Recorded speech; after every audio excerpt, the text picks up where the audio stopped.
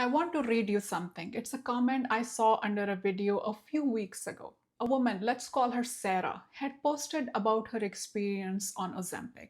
She had lost 40 pounds on Ozempic. Her blood pressure was down. She was off two blood pressure medications. She was crying in the video, happy tears. And someone commented, pathetic, can't even lose weight the real way. This is literally cheating. No wonder people have no self discipline anymore. And Sarah, this woman who had just shared something deeply personal, replied, maybe you're right. I'm sorry. She apologized. She apologized for improving her health. That comment has been on my mind since I read that interaction. And today I want to talk about the stigma around weight loss medications. Because the cheating narrative around Ozempic and other GLP-1 medications isn't just annoying, it isn't just unkind, it is medically wrong, and it is causing real harm to real people. If you are new here, hello and welcome. I'm Dr. Baza Khalid, and I'm a board certified internal medicine and obesity medicine specialist. And as a weight loss doctor, I see stigma around weight loss medications. I hear about it from my patients, and I see it play out in social media platforms. And today I'll talk about where this idea comes from, why is it so wrong, what the science actually says, and what you can do if someone ever says this to you. First, let me talk about where does the cheating narrative comes from. We live in a culture that has for a very long time told a very specific story about weight. The story goes like this. If you are overweight, it's because you eat too much and move too little. And if you want to lose weight, you just need more discipline, more willpower, more effort, get up earlier, put down the fork, work harder.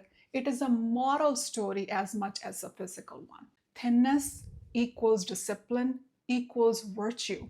Extra weight equals laziness equals weakness. And if that's the story you believe, then of course taking a medication to help you lose weight feels like skipping the moral test, taking a shortcut, not earning it.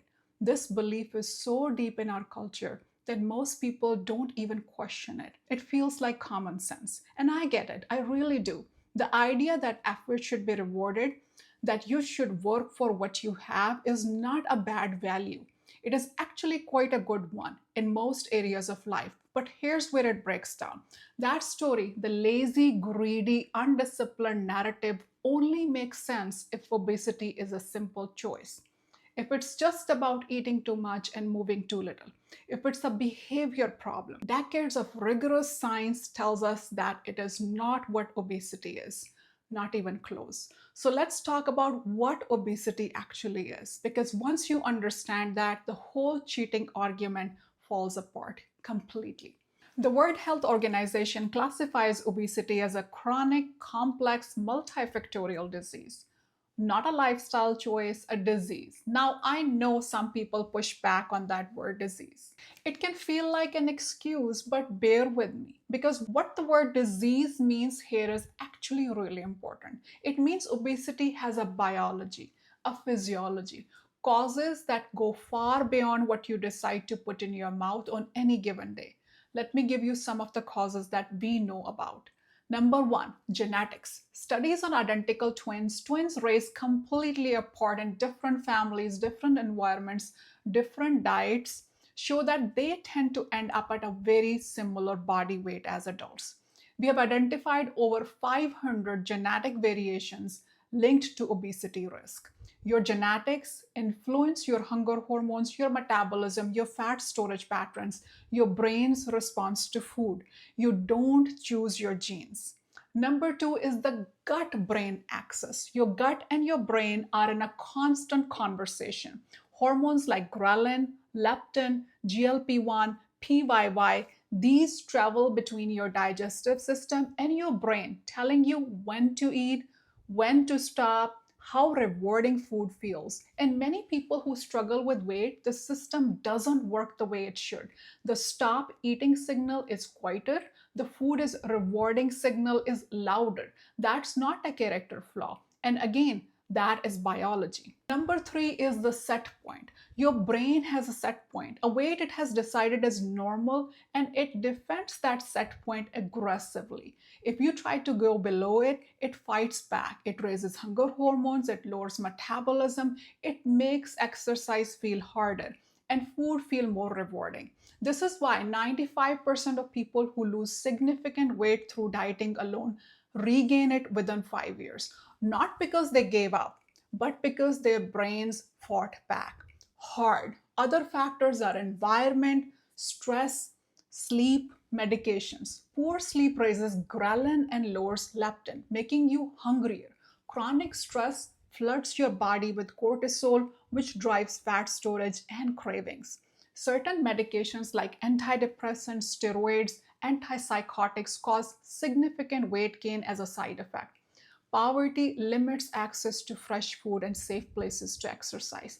And none of these causes I mentioned are choices. So, obesity is a chronic disease driven by genetics, hormones, brain chemistry, environment, sleep, stress, and a dozen other factors most people have little control over. Calling it a willpower problem is like calling asthma a breathing effort problem. And that is the scientific reality that the cheating narrative completely ignores. But let me go one level deeper because I want to talk specifically about the brain because that's where it really gets fascinating. Let me tell you about a study. It's one of the most important pieces of research in obesity medicine. And I'm honestly surprised that more people don't know about it. It involved contestants from The Biggest Loser, the TV show where people undergo extreme diet and exercise program to lose massive amounts of weight. These people were motivated, supervised, and supported. They worked incredibly hard. Researchers from the National Institute of Health followed them for 6 years after the show. And what they found was devastating. Almost all of them had regained most of the weight, despite everything they had done. But here's the part that really matters. When researchers measured their metabolic rates 6 years later, they found their metabolism had permanently slowed down, not by a little, by 500 calories a day on average. Their bodies were burning 500 fewer calories per day than you would expect for someone their size. And their hunger hormones, ghrelin, still elevated years later, still telling the brains, eat, you're not safe, eat more. Remember, these were people who had shown extraordinary willpower, world class levels, and their bodies had adapted to fight them every single day for years afterwards. So, if willpower was the answer, those people had enough.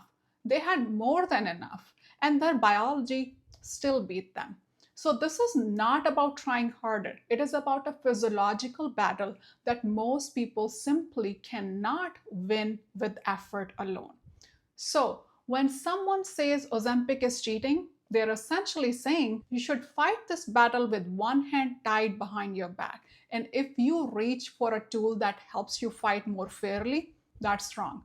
Does that sound right to you? No, it doesn't. Because it isn't. All right, so now you understand the disease, you understand the biology. So let's talk about what GLP-1 medications actually do, because there's a lot of misunderstanding about this too. GLP-1 stands for glucagon-like peptide 1. It's a hormone your own gut makes naturally every time you eat. Its job is to go to your brain and say, okay, we have eaten, we have got energy, we don't need more food right now. In people who struggle with weight, this signal is often weaker than it should be. So the brain doesn't hear it clearly. The fullness doesn't land properly. What GLP-1 medications do is amplify that signal dramatically. They mimic and boost the GLP-1 your gut already makes, but much more powerfully and for much longer. The result? The brain gets a strong, sustained, I'm full, I don't need more food signal. Hunger goes down. What many people describe on these medications as food noise, that constant background chatter about what to eat, when to eat, cravings, this or that, goes quiet. For people who have never experienced food noise, that description might sound strange. But for many people who struggle with weight, food is a near constant mental presence. planning it, thinking about it, craving it, feeling guilty about it, these medications turn the volume down on that significantly. Now, these medications are not magic. They don't do the work for you. They make it possible to eat less without constant suffering. They correct a hormonal imbalance. They level the playing field. Here's an analogy to explain this. Imagine you're trying to hear a whispered conversation across a noisy room. You keep straining to hear. You keep missing bits. You keep getting it wrong. Now imagine someone turns down the background noise. Suddenly, you can hear clearly and you can respond appropriately. That's what GLP-1 medications do for the I am full signal in the brain. Is fixing a broken hearing aid cheating? Is using glasses to see clearly cheating? Of course not. This is the same thing. Now, let's look at the actual evidence, because if someone calls Ozempic cheating, these are the numbers worth knowing. The Step 1 trial, one of the major semaglutide trial published in the New England Journal of Medicine, followed about 1,900 adults with obesity for 68 weeks. People on semaglutide lost an average of 15% of their body weight. The placebo group, around 2.4%. Now, 15%, that's not cosmetic. That's blood pressure coming down. That's pre-diabetes reversing. That's people coming off medications for type 2 diabetes. That's joints hurting less. That's people able to walk further, sleep better, and live longer. The SELECT trial, published in the New England Journal of Medicine in 2023, looked at about 17,000 people who had cardiovascular disease and were overweight but not diabetic. They were given semaglutide or a placebo. The semaglutide group had 20% fewer heart attacks and stroke. 20% fewer heart attacks and stroke. This is not a vanity medicine. This is not about fitting into a smaller dress size. This is a medicine that is saving lives. And the SURMOUNT-1 trial for tirzepatide showed average weight loss of 20 to 22% in people with obesity. That approach is what we see with bariatric surgery, without the surgery though. Now, nobody calls bariatric surgery cheating. Well, some people do, but most people, even skeptics, tend to accept that if someone is severely obese and has failed all other approaches, surgery is a legitimate medical intervention. So why is a medicine that achieves similar results through a non-surgical, reversible mechanism considered somehow less legitimate? All right, now I want to share something new. Something that came out just weeks ago, because this is the single most striking piece of evidence I have seen recently about what the stigma actually looks like and how bad it's gotten. In early 2026, researchers at Rice University published a study in the International Journal of Obesity. It was led by Aaron Standen, a psychology professor, and the findings absolutely stopped me in my tracks. Here's what they did. Researchers created short fictional profiles of people with obesity and showed them to study participants. The profiles varied by whether the person lost weight or not, and if they lost weight, did they lose weight with diet and exercise or GLP-1 medications. Participants then rated the person on traits like self-discipline, motivation, responsibility, and likability. And here's what they found. People who used GLP-1 medications to lose weight were rated more negatively than people who lost weight through diet and exercise. But people who lost weight using GLP-1 medications were also rated more negatively than people who didn't lose any weight at all. So people judged GLP-1 users more harshly than they judged people who made no effort whatsoever. Let that land. So you can be obese or overweight and people will have a certain level of judgment. You can do nothing about it and people will still have that level of judgment. But if you'd use a medication to actively improve your health, people judge you more harshly than either of those other groups. This is the cheating narrative in action, measured, documented, published in a peer-reviewed journal. As the lead researcher put it, and I'm paraphrasing here, people who use GLP-1 medications face a double bind. They're judged for their weight, and then if they do something about it using medication, they're judged even more. The stigma doesn't go away when you lose the weight, it just changes shape. This is not just unfair, this is actively dangerous. Okay, so the stigma exists. We've established that. But does it actually matter? Yes, it does, in very concrete ways. Number one, people don't start treatment. I see this in my clinic regularly. People who would benefit enormously from GLP-1 medications, whose health would be transformed by them, won't even ask about these medications because they are afraid of what people will think. What if my family finds out? What if my friends think I took the easy way out? What will my coworkers think? So they suffer silently with a condition that is damaging their heart, their joints, their metabolic health because they don't want to be judged. This is the real world cost of cheating narrative. Number two, people stop treatment too early. Obesity, like diabetes, like high blood pressure, is a chronic condition. GLP-1 medications work while you take them. When people stop, the weight typically comes back because the underlying biology hasn't changed. But people stop all the time because they feel guilty about being on the medication, because someone made a comment at Christmas dinner or another social gathering, because they read a tweet that called Ozempic users lazy cheats, and then the weight comes back and they feel like failures when actually they were doing exactly the right thing and stigma made them stop. Number three, mental health damage. Weight stigma, separate from the weight itself, is associated with depression, anxiety, disordered eating, and lower quality of life. This has been documented extensively. When someone calls you a cheat for trying to improve your health, it doesn't just sting in the moment. It gets into your head. It can make you feel like you don't deserve better health, like you haven't earned the right to feel well. This is a profound harm caused not by the medication, but by the judgment of other people. Number four, it discourages healthcare conversation. When the conversation around these medications is dominated by shame and judgment, people are less likely to be honest with their doctors about what they have tried, what has worked, and what has not.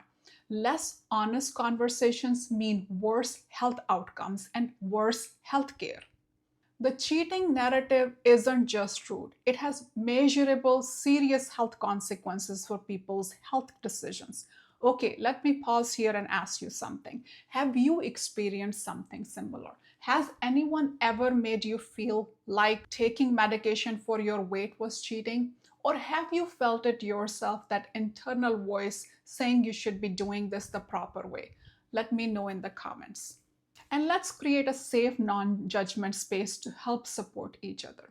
Let's talk about how to respond when someone judges you for being on a weight loss medication when you need it for your health. First, you don't owe anyone any explanation. Let me say that clearly. Your medical decisions are yours. You didn't get a say in your genetics. You didn't choose the brain chemistry that made weight loss hard. You don't have to justify your treatment to anyone. But if you want to respond, here are a few approaches. It could be something on the lines of, I have a chronic condition that involves hormone dysregulation and I'm treating it with an FDA approved medication. Is that any different from treating high blood pressure with the medication? Or maybe you can frame it like this. If my doctor prescribed me medication to control my blood pressure, would you call that cheating? No, then why is treating obesity with medications any different? And sometimes the best answer is just, I understand why you might feel that way, but I encourage you to look at the science because it changed the way I see this completely. Remember, you're not here to win an argument. You're here to protect your health. And sometimes offering someone a door to walk through is more powerful than confronting them. Please let me know in the comments if you have ever experienced judgmental comments about your weight or about your weight loss medications, and how did you personally handle those situations. Now, let me zoom out because I want to give you the bigger picture. We are living through a genuine turning point in medicine. For the first time in history, we have medications that treat obesity biologically, not through surgery, not through willpower, but through science, through understanding the hormones and the brain pathways that regulate weight and actually intervening in those pathways in a meaningful way. The results are transformational. I'm seeing reversal of type 2 diabetes, reduction in heart attacks and strokes, improvement in sleep apnea, better mobility, and better quality of life in hundreds of my patients that I take care of.